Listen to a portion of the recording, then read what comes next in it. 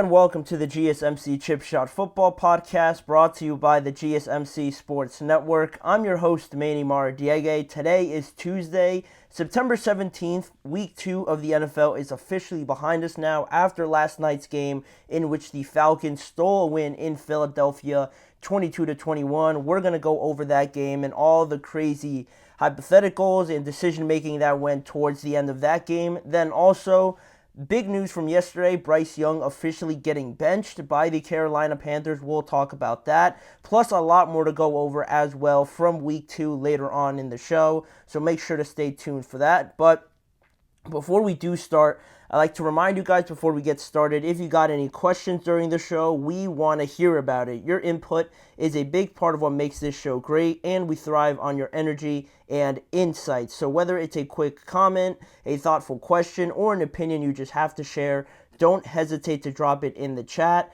Now, if you want to make it absolutely sure that your message stands out and gets featured on the show, there's an easy way to go about that by using the new Super Chat feature. Just click the $ at the bottom of the chat box to send in your Super Chat. This way, it guarantees that your message gets on the air, and it's also a fantastic way to support our channel. We rely on your support to keep bringing you the sports content you love, and we appreciate every bit of it. So go ahead, let us know what you're thinking, hit the Super Chat button, and let's keep this show as interactive and as exciting as possible. And there's also still the alternative tip and donations link if you want to use that. GSMCpodcast.net is the link you could use to comment and leave a question on anything we say on today's show. We couldn't do what we do without your amazing support on this channel, and we're always so thankful to you guys whenever you guys get the chance to support us with that new Super Chat button at the bottom of the chat box.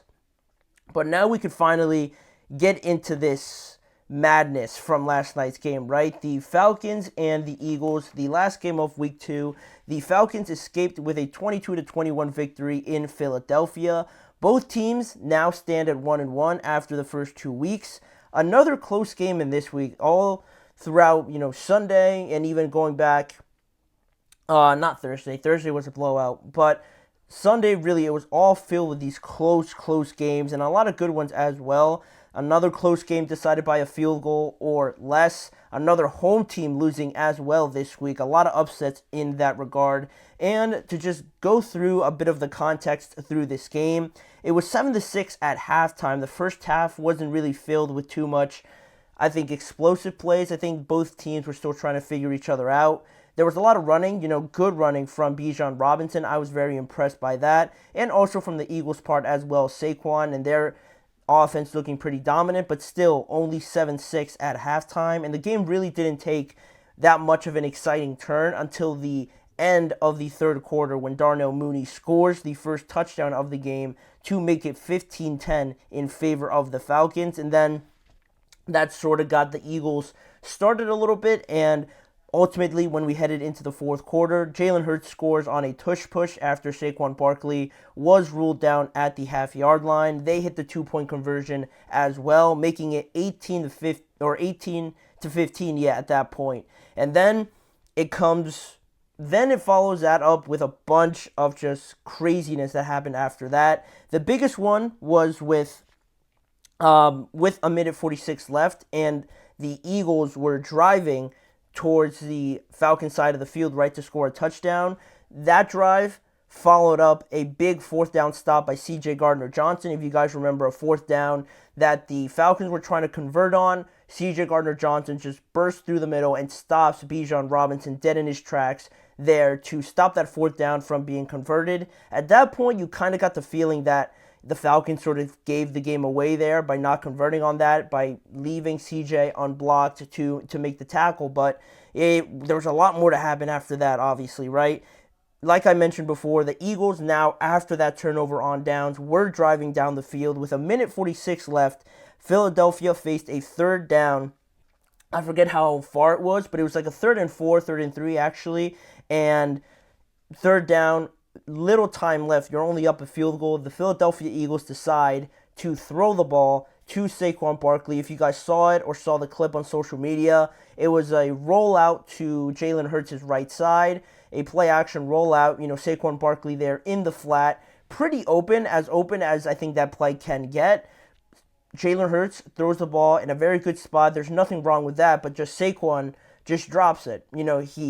Everything's on the mark, everything's perfect, but Saquon just drops it. As simple as that. And then you're faced with a decision, right? Because you dropped the ball, because you dropped the pass, the time stops. So that's not in your favor. It's already 4th and 4. So Nick Sirianni, Kellen Moore decide to just kick the field goal, make it 21-15 at that point, and give the ball back to the Atlanta Falcons, right? And the Atlanta Falcons, take the ball with about a minute 30 left, I want to say, if I remember correctly. And through the culmination of that game, 2-minute drive, Kirk right down the field. I think he hit on every pass that he threw in that drive, all leading up to the last throw to Drake London. Beats Darius Slay on a fake inside move all the way back to the front pylon, and Kirk puts it on the money, and the Atlanta Falcons win with about 20 seconds or something left in the game. They had one more chance, the Eagles did, but Jalen Hurts ended up throwing an interception to Jesse Bates, which really closed the entire deal. So now we look at this and try to dissect everything, right? Because it all happened with a minute 46 left, right? Of course, it wasn't decided with that decision and with those last 2 minutes, right? Because we're talking about an entire football game. So to say that this one play decided it, you could really go back throughout this entire game, different decisions that could have worked in the Eagles' favor, the Falcons' favor, if they decided to, rectify some things. But this was the main part of the game that everybody focuses on, right? Because you look at this play, you look at Saquon talking about it, and how he drops the ball, right? Some people might even say that the Eagles shouldn't have even called that, right? Everyone's saying, or most people I think would say, that the Eagles should have just ran it once, kill some time with it, depending on if they got the first down or not, get a couple yards, make it 4th and short, and then possibly run it again, use the tush push again, or, make another play up. But using that method, you kill time, you get 2 plays instead of 1 now, obviously, in hindsight, and you could really put the game away more likely than not if you decide to run it instead of throw it, right? But to me, I had no issue with that play calling to Saquon. He knows he should have caught that. It was a relatively easy throw to him. I have no problem with it. He catches that ball 9 times out of 10 most often, and this one time he just happened to drop it. And again, he is, outside of A.J. Brown, who didn't play, he's probably your most talented player. So a lot of the times in these situations, you want the ball in that best player's hands, and he just dropped it, right? You could just say they should have handed it off to him, right? He'd still get the ball either way, but this is all hindsight, right? Everyone freaks out about it now because it didn't work. If it did work, or if it was 4th and 1, it wouldn't really matter, and I don't think that many people would make a big deal about it, right? They would just say the Eagles won the game. Questionable call, but it worked, so we're not going to talk about it that much. Now that it didn't work, everybody wants to get on the Eagles, the play calling, Nick Sirianni, and I really don't defend Nick Sirianni or Kellen Moore that often, but I didn't think this was a problem at all with how the game ended up. The real problem to me was the fact that the Eagles' defense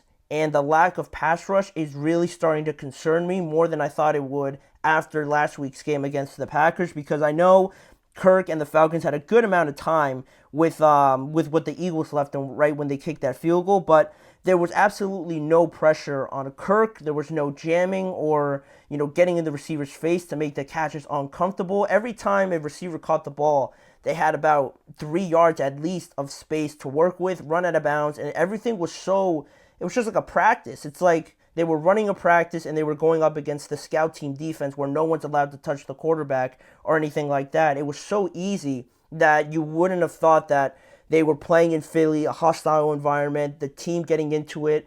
Kirk managed that drive as perfectly as you would have liked. Again, practice-like, because everything was so just comfortable for Kirk. He had a bunch of time to go through his progressions and make the throw. Through 2 games now, the Eagles have 3 sacks in 2 games, 0 from Jalen Carter, from Jordan Davis, from Josh Sweat, or Bryce Huff. their starting front line basically has recorded no sacks. The only people that have recorded sacks are Zach Bond, their middle linebacker, and one defensive lineman in the game last night against the Falcons. Their starters have no sacks, and I think that's a real problem. More so than the play not working, I don't really mind that at all.